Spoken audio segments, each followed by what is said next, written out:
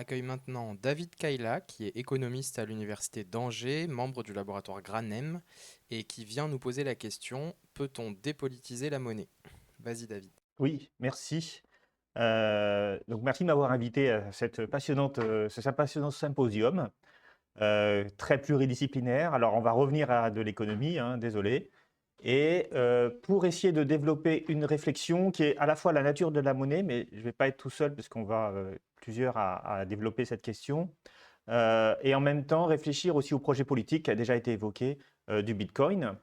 Et je vais essayer d'expliquer ce que j'entends par dépolitiser la monnaie, parce que finalement, même là, en fait, on peut avoir des débats sur est-ce qu'il s'agit de désétatiser ou de dépolitiser. Alors, tout d'abord, je voulais revenir un peu sur l'histoire. C'est-à-dire que le Bitcoin, en particulier, hein, pour parler de lui en spécifique, je vais plutôt parler du Bitcoin, hein, d'ailleurs, dans cette présentation, qui est quand même la première crypto-monnaie, le premier usage de la blockchain.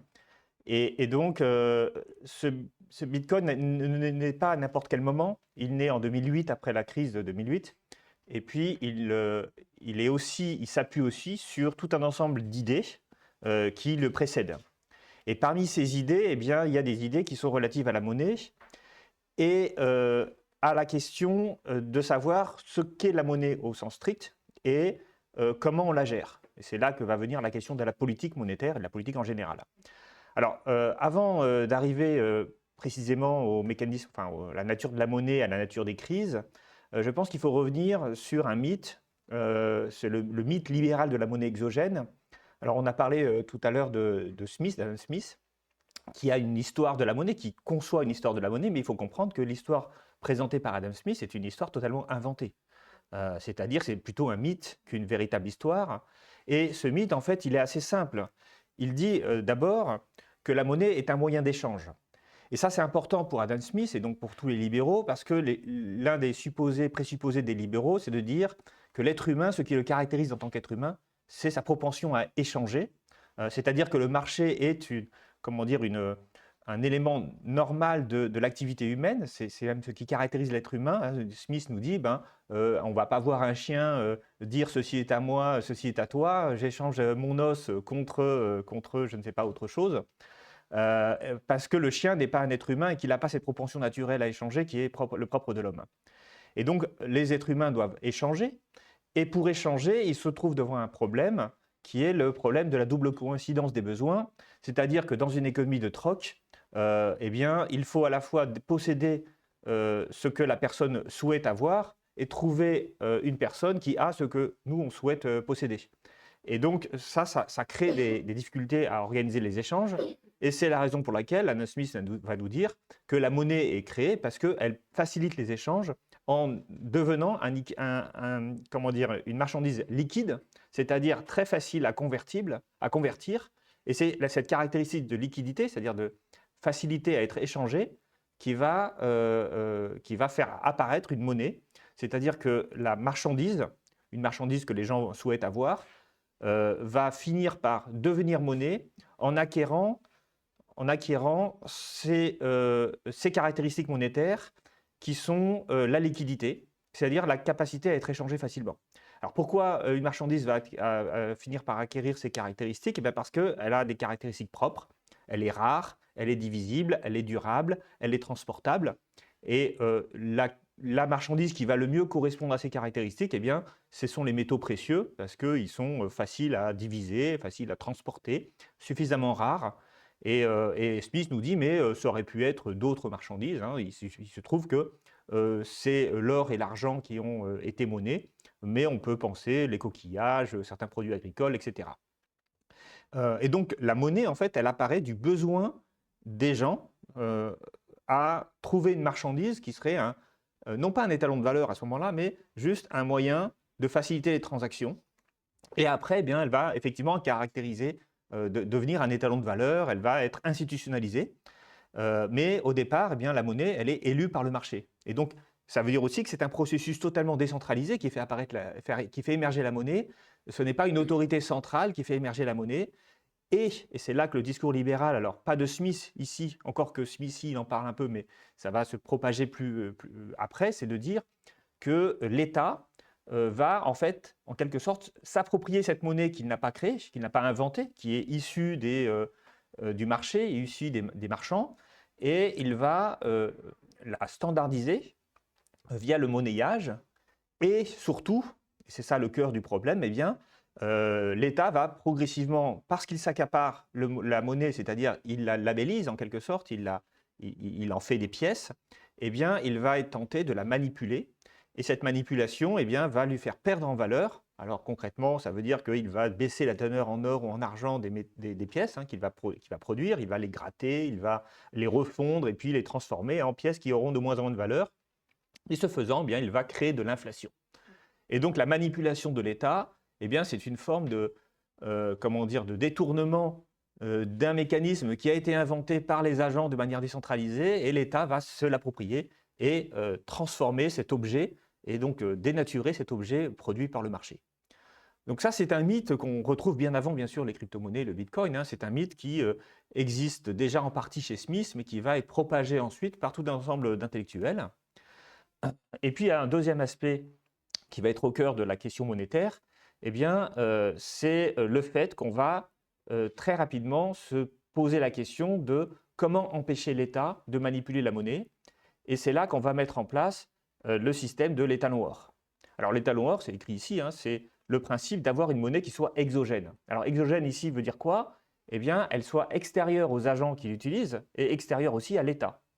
Et le moyen qu'on va trouver au début du capitalisme pour faire émerger une monnaie stable, une monnaie en laquelle les gens ont confiance, eh bien, c'est d'indexer la monnaie sur un métal précieux, l'or et l'argent en général, en assurant que les devises utilisées par les gens, parfois sous forme de papier-monnaie ou parfois sous forme de pièces qui n'ont pas de valeur intrinsèque, eh bien, elles vont avoir de la valeur parce qu'elles seront convertibles, parce que l'État va organiser son convertibilité en métaux précieux. Alors le problème, c'est que quand on fait ça, très vite, on se rend compte qu'on peut très facilement émettre plus de papier-monnaie qu'il existe d'or et d'argent dans les réserves. Et donc, on va s'opposer à deux théories, deux approches, le banking principle et le currency principle. Alors là, on est au début du 19e siècle. On a donc des papiers-monnaies qui commencent à se généraliser et se pose la question de savoir, mais est-ce qu'on peut émettre plus de papier-monnaie qu'on a de réserves en or et en argent? Et si oui, jusqu'à quoi? Jusqu'à quand? Et comment peut-on d'ailleurs avoir plus de papier-monnaie que de réserves en or sans tricher? Là aussi, quand on regarde tout un ensemble de vidéos YouTube ou de gens qui sont vraiment dans ces théories-là, très souvent, ils partent du principe que le banquier triche puisqu'il va émettre, par appât du gain, il va émettre plus de papier-monnaie qu'il n'a de réserves en or. Mais en réalité, quand on regarde ce qui se passe concrètement à cette époque, eh bien, ce n'est pas du tout un problème de tricherie, c'est le problème que le banquier, il fait son métier de banquier, c'est-à-dire qu'il va chercher à prêter de l'argent. Alors quand on réfléchit à ça, on est confronté à une situation où, par exemple, bien des gens avaient de l'or, typiquement en métal, et puis ils ont voulu déposer leur or pour le protéger auprès de la banque, et puis la banque, en échange, a donné du papier-monnaie à ces personnes. Donc on a bien une quantité X de papier-monnaie qui équivaut exactement à la quantité X d'or dans les coffres de la banque. Le problème qui va se passer, c'est si un autre individu arrive auprès de la banque et dit « je voudrais monter une expédition, j'ai besoin d'argent » ou « vous créez une entreprise, j'ai besoin d'argent, est-ce que vous pouvez me prêter de l'argent ?» Et là, la banque, finalement, elle a deux choix. Soit elle va prélever une partie de son or de ses caisses et puis la prêter à cet entrepreneur.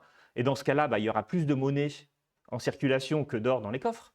Soit elle va décider de ne pas toucher à l'or, mais dans ce cas-là, elle va émettre du nouveau papier-monnaie en guise de prêt. Et donc là, on va se retrouver dans la même situation. Il y aura plus de papier-monnaie en circulation dans l'économie que d'or dans les coffres. Alors, à moins d'interdire aux banques de prêter de l'argent, on sera toujours dans une situation où il y aura plus de papier-monnaie que d'or dans les coffres de la banque. Et ça, c'est simplement l'opération de crédit qui crée cela. Et cette opération de crédit, qu'est-ce qu'elle signifie? Eh bien, elle signifie qu'une partie du papier-monnaie qui circule est effectivement adossée à de l'or qui se trouve dans les coffres de la banque, mais qu'une autre partie de papier-monnaie circule, mais elle est adossée à autre chose. Et cette chose, c'est en fait la créance, la promesse de remboursement de la part de personne qui a investi et qui a lancé son entreprise. Et ce qu'il faut comprendre, c'est que d'un point de vue économique, eh bien, tout cela n'est pas du tout problématique. En réalité, le papier-monnaie circule toujours en contrepartie de quelque chose qui a de la valeur, soit l'or physique détenu par la banque, soit la promesse de remboursement qui a aussi une valeur, parce que derrière, il y a une activité économique qui va se créer. Et donc, le débat entre banking principle et currency principle, c'est un débat pour savoir est-ce qu'on a le droit d'autoriser les banques à émettre de la monnaie, mais elle n'est pas de la monnaie n'importe comment, elle émet de la monnaie, elle crée de la monnaie plus précisément, en contrepartie d'une créance, c'est-à-dire en accordant des crédits, ou est-ce qu'on surveille de manière drastique les banques pour les interdire, donc c'est le currency principle, pour leur interdire de créer de la monnaie pour éviter le décalage entre la monnaie qui circule dans l'économie et les réserves en or. Alors évidemment, au début, alors quelqu'un comme David Ricardo disait il faut surtout éviter de dénaturer la monnaie et de rompre la confiance en émettant plus de papier-monnaie qu'on a de coffres, c'est le currency principle. Mais en fait, très vite, on s'est aperçu que ce n'était pas tenable parce qu'il fallait bien que les gens empruntent auprès des banques.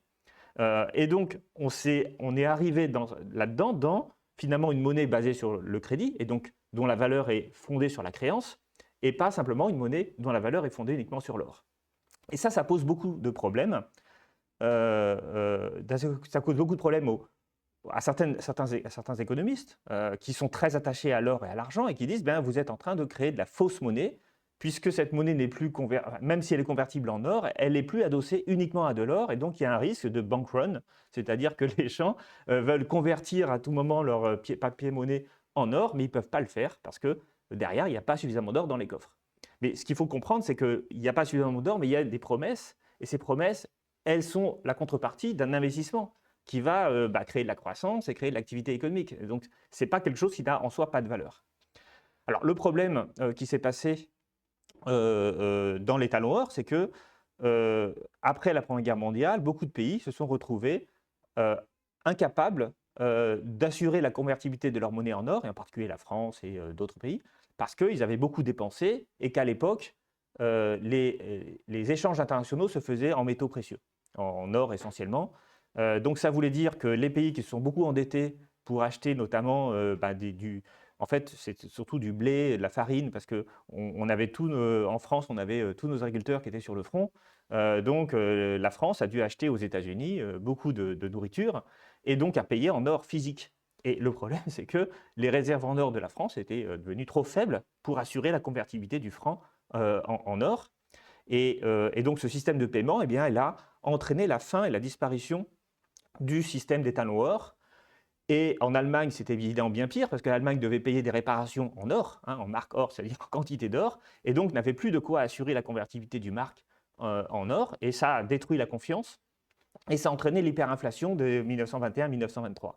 Et à mon avis, cet épisode d'hyperinflation, eh bien, il est au cœur d'une angoisse de beaucoup d'économistes qui se sont dit le mécanisme bancaire qui permet aux banques de créer de la monnaie de manière libre, en contrepartie non pas d'or mais de créances, eh bien c'est un mécanisme qui peut engendrer des énormes des disparitions de confiance dans la monnaie. Faire disparaître la monnaie, c'est finalement faire disparaître aussi le capital. Enfin, il y a tout derrière la monnaie. Il y a une forme d'insécurité qui apparaît parce qu'on se dit à tout moment la valeur de la monnaie que je possède, elle peut disparaître.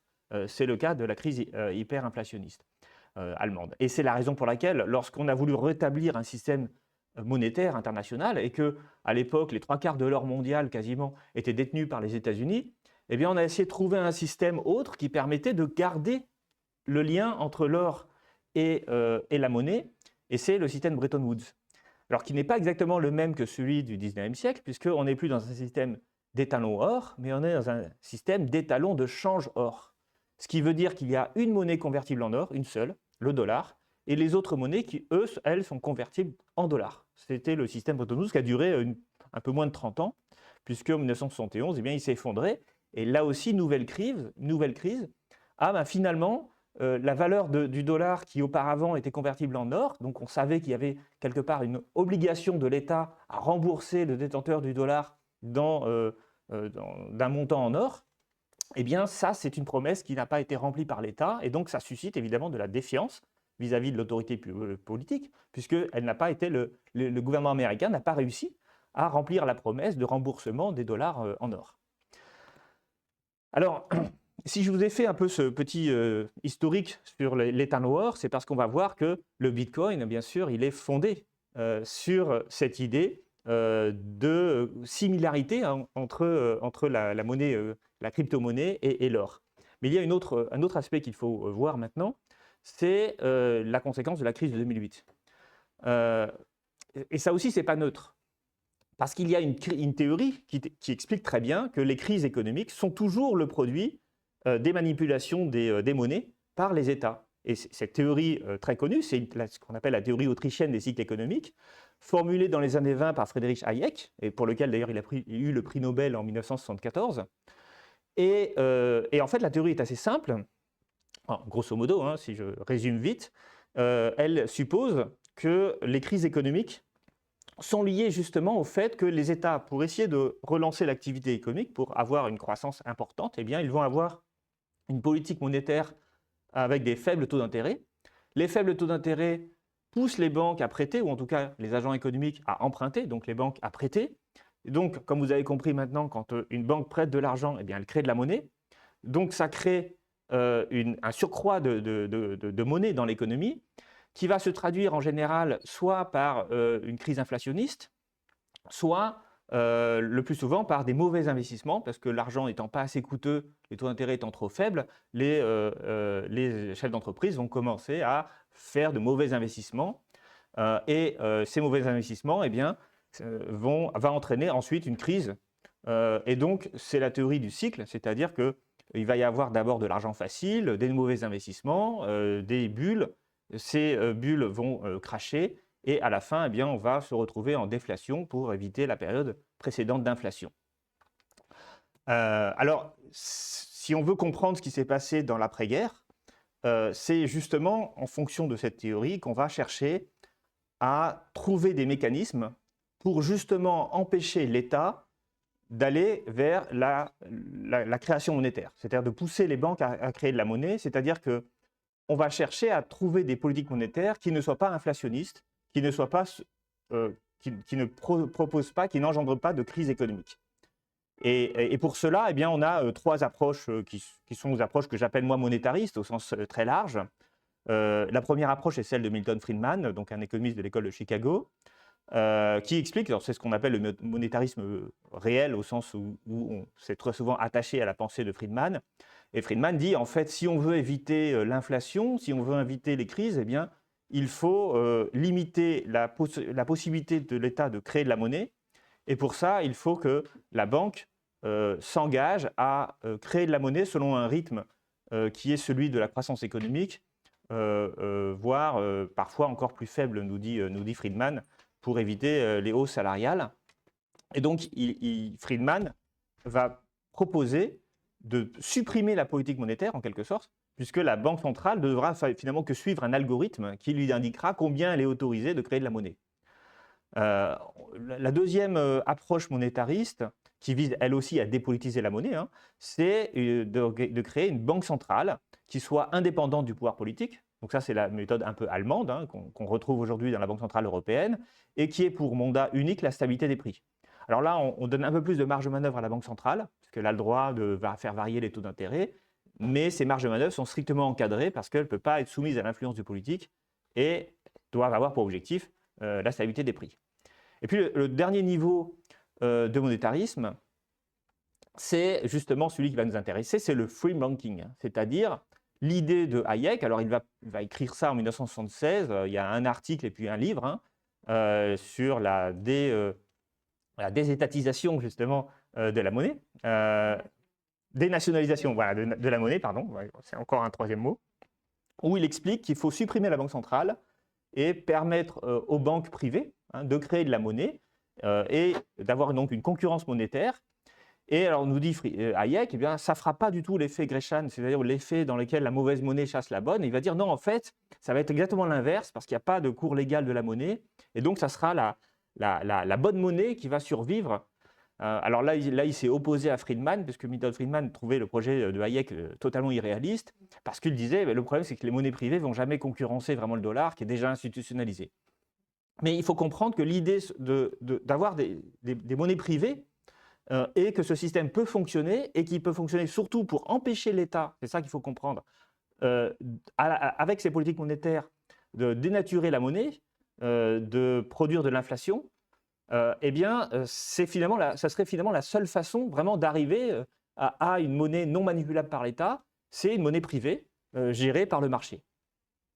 Alors justement, c'est ça le Bitcoin. C'est-à-dire que le Bitcoin, il n'est pas né en 2008 pour rien. Il est né en 2008 parce qu'on sort d'une crise économique, enfin on est en plein dans une crise économique, une crise bancaire, une crise qui démontre que l'endettement privé peut engendrer des mécanismes de spéculation et finalement l'effondrement de tout un ensemble d'institutions financières. Et donc, bien sûr, cette crise 2008, elle engendre une critique sévère du système bancaire et de son fonctionnement, et aussi, en même temps, une critique vis-à-vis de l'argent de dette, c'est-à-dire l'argent fondé sur de la dette, c'est-à-dire fondé sur la créance, c'est ce que je rappelais tout à l'heure, et en plus, avec des gouvernements qui, en plus, peuvent manipuler cette monnaie, puisqu'ils contrôlent la banque centrale et qui contrôlent elles-mêmes les politiques monétaires. Donc il y a cette idée qui est au cœur de la naissance du Bitcoin, qui est justement la manipulation par le gouvernement de l'outil monétaire qu'il a récupéré, alors que cette monnaie, comme je l'ai dit, dans la mythologie libérale, elle est née du marché, elle est née des marchands, et elle n'a aucune raison que l'État la manipule. Donc se pose en réalité une double question de confiance. Premièrement, peut-on faire confiance en l'État en tant qu'institution responsable de l'émission monétaire? Et là, clairement, la réponse est non. Et la réponse est non chez les fondateurs du Bitcoin. Je vais vous montrer des citations tout à l'heure. Et puis en même temps se pose une autre question qui va être au cœur du white paper de Nakamoto. C'est la question de comment organiser des transactions sans tiers de confiance. Parce que en réalité, le problème des transactions, c'est qu'on a besoin d'avoir une banque qui va vérifier, qui va éviter les doubles dépenses. Parce que tout le problème du white paper, parce que je l'ai relu pour préparer ça, c'est l'idée des doubles dépenses. C'est-à-dire j'ai 10 bitcoins, je vais d'abord très vite les dépenser pour une transaction, puis en même temps, je vais les dépenser pour une deuxième transaction. Si personne m'en empêche, eh bien, je vais pouvoir dépenser 20 bitcoins alors que je n'ai que 10 bitcoins. Et donc, la solution que va poser le Bitcoin, c'est d'essayer d'inventer un or numérique. Et l'or numérique, eh bien, c'est-à-dire le mot gold est utilisé dans le white paper, eh bien, on va singer ce qu'on pense être fondamentalement les caractéristiques de l'or pour essayer d'en faire ensuite une monnaie. Alors, je vais montrer ça tout à l'heure. Alors oui, je n'aurais pas dû apparaître, donc voilà. Alors, quand on lit le white paper, justement, d'abord, alors moi j'ai trouvé que, bon, il n'y a pas dans le papier donc, qui propose la création du Bitcoin, il n'y a pas beaucoup de références politiques explicites. C'est-à-dire que ça reste assez neutre, assez technique, mais il y a quand même quelques références à notamment la première citation du papier, c'est une référence à Wei Dai, qui est membre de la communauté cypherpunk et donc crypto-anarchiste, et qui lui-même dit qu'il est fasciné par cette théorie. Alors, c'est un papier aussi technique, ce papier-là, mais derrière, c'est B-Money. Donc, c'est aussi l'idée de créer de la monnaie avec l'idée de s'émanciper de la tutelle gouvernementale ou de la tutelle étatique pour créer de la monnaie. Ensuite, les références à l'or, par contre, elles sont présentes. Pourquoi? Ça a été dit tout à l'heure par Pablo, il y a la question du minage, c'est-à-dire qu'on va miner de l'or. Alors, en réalité, ce n'est pas du minage dont on parle, c'est qu'on va être rémunéré par des bitcoins pour valider les transactions, les blocs, la validation des blocs, mais d'autres éléments qui sont au cœur de l'or et qui démontrent qu'il y a derrière l'idée de produire, de singer le mécanisme de l'or, c'est d'abord la limite quantitative des pièces. C'est-à-dire qu'on sait qu'il va y avoir que 21 millions de pièces, alors qu'ils sont divisibles en, je crois, 1 million ou 1 milliard de parts, je ne sais plus, mais il y a une divisibilité très forte de chaque bitcoin qui permettrait d'être utilisé comme monnaie, mais il y a un nombre limité de pièces. Et ça, c'est l'idée que l'or est limité. Les atomes d'or sont limités sur la planète, où la capacité d'extraire de l'or est limitée. Et de la même façon, le Bitcoin va tirer sa valeur de la limite quantitative qui est déjà prédéfinie par l'algorithme qui permet de créer le Bitcoin. Troisième élément, et ça, à mon avis, c'est encore plus intéressant parce que c'est encore plus économique, c'est l'idée des rendements décroissants. C'est-à-dire, on va chercher à avoir des coûts d'extraction croissants. Et ça a été dit tout à l'heure par Pablo, c'est-à-dire que tous les 4 ans, eh bien, on va rémunérer moins les gens qui vont intégrer les blocs. On va moins les rémunérer simplement. Et donc, ça va vouloir dire que le même coût sera moins rémunéré, donc il y aura bien de plus en plus de difficultés à trouver de l'or. Alors, si on veut voir des choses plus idéologiques, eh bien, on peut regarder la correspondance entre Sirius, Malmi et Nakamoto. Alors, cette correspondance privée a été mise en ligne en février dernier. Et donc, je suis allé voir un peu ce qu'il y avait. Alors, j'ai fait des recherches Google, il y a 300 pages de correspondance, mais j'ai regardé un peu quels éléments il y avait dans la correspondance qui pouvaient être politiques. Et ce qui est intéressant, c'est pas un mail de Nakamoto, c'est un mail de Malmi qui veut faire une fac. Et on est en mai 2009, le 4 mai 2009, et donc une foire aux questions, on dit en français, et qui dit, il y a le point 6, pourquoi devrais-je utiliser le Bitcoin? Alors, parce que ça permet de transférer sans confiance d'une tierce partie. Les tierces parties ne peuvent pas contrôler ou empêcher les transactions. Mais surtout, moi, ce qui m'intéresse beaucoup, c'est le point numéro 3, c'est-à-dire be safe from the unfair monetary policies of the monopolistic central banks and other risks of centralized power over money supply. The limited inflation of the Bitcoin system money supply is distributed evenly, etc. Donc, ce qui est intéressant, c'est voilà, pas de monopolisation, pas de banque, et surtout être ne pas subir les politiques monétaires injustes de la Banque centrale en situation de monopole. Et puis, il y a un dernier point, la valeur du Bitcoin va forcément grossir parce qu'il y a un taux d'inflation de Bitcoin qui est limité, parce qu'il n'y a pas plus de 21 millions d'unités de Bitcoin. Et ça aussi, c'est intéressant parce que ça veut dire que l'inflation vient bien de la quantité de la monnaie. Et c'est une théorie quantitative de la monnaie qui est très claire. Alors là-dessus, il va y avoir plus tard une réponse de Nakamoto, alors bien plus tard, puisqu'on est quasiment un mois plus tard, et le 11 juin 2009, et il va dire, et je trouve ça intéressant, je ne suis pas très à l'aise avec l'idée de dire explicitement qu'il s'agit d'un investissement, parce que c'est une chose dangereuse de dire aux gens ce qu'ils doivent faire. Mais même s'ils viennent bien sûr à cette conclusion eux-mêmes, ça va très bien. Donc, il disait tout à l'heure, comme que le Bitcoin va forcément augmenter parce que la quantité de Bitcoin est limitée, eh bien c'est un bon investissement. Et lui dit non, en fait finalement c'est pas un bon investissement. Donc on voit quand même que le plus idéologique de mon point de vue, c'est quand même Malmi ici. Et d'ailleurs la preuve c'est que il est toujours vivant lui, enfin en tout cas il est toujours, on l'entend toujours, et Marty Malmi nous explique le 7 décembre dernier. Voilà, je lis le tweet qu'il a fait, donc j'ai retrouvé ça en regardant sur Twitter. La Finlande, comme la plupart des pays européens, ont besoin d'une politique et d'une culture, d'un U-turn, d'un virage à 180 degrés de leur politique, comme les États-Unis, comme l'Argentine, comme El Salvador, des pays dont on a déjà parlé tout à l'heure. La déréglementation et les coupes dans les dépenses publiques que nous avons vues là-bas.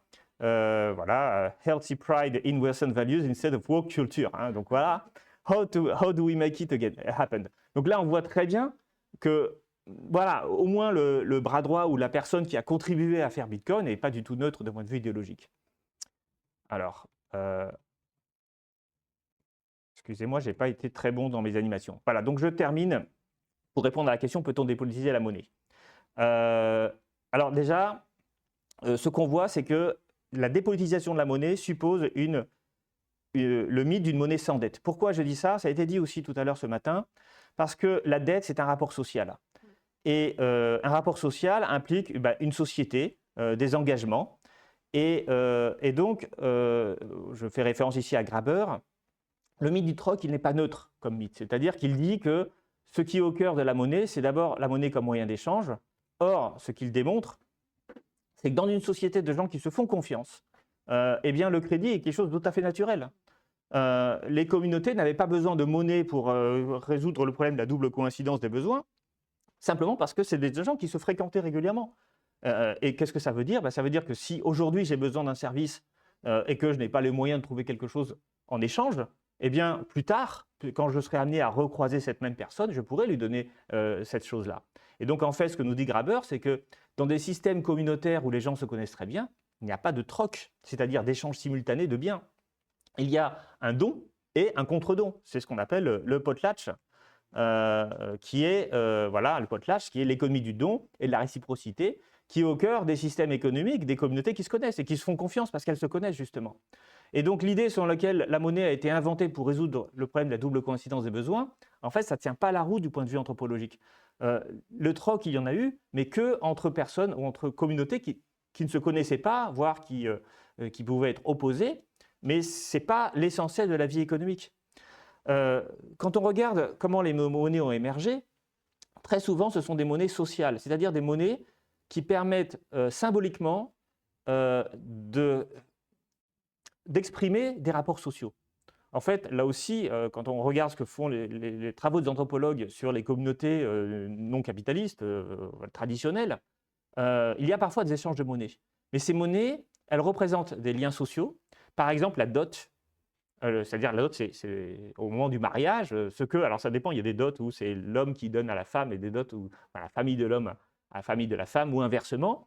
Mais en fait, à chaque fois, ça représente un engagement symbolique d'unification des familles. Mais ce qui est intéressant de ces monnaies sociales, c'est qu'elles n'ont pas de pouvoir d'achat. Donc elles ne peuvent pas servir à organiser des transactions économiques. Et en fait, dans toutes ces sociétés-là, la monnaie sociale est une monnaie qui n'a pas de pouvoir d'achat, c'est-à-dire qui ne peut pas permettre d'acheter parce que justement les liens sociaux sont de nature profondément différente des transactions économiques. De la même façon, quand on va avoir des monnaies étatiques, elles vont avoir un pouvoir d'achat, mais au départ, elles ne sont pas faites pour avoir un pouvoir d'achat, elles sont faites pour organiser la fiscalité et la redistribution. Et le pouvoir d'achat va arriver après, c'est-à-dire que les marchés vont émerger d'un problème fiscal, et donc là aussi, la monnaie, elle est le produit d'une entité collective qui est ici l'État. Je termine sur le fait que quand on réfléchit sur les sociétés humaines, eh bien, les sociétés humaines, par définition, elles sont constituées de liens sociaux. Et ces liens sociaux, en fait, ils sont organisés par l'intermédiaire de l'échange, c'est le potlatch justement, on va échanger des services, on va échanger des biens entre les gens, et on va créer des liens sociaux par l'échange.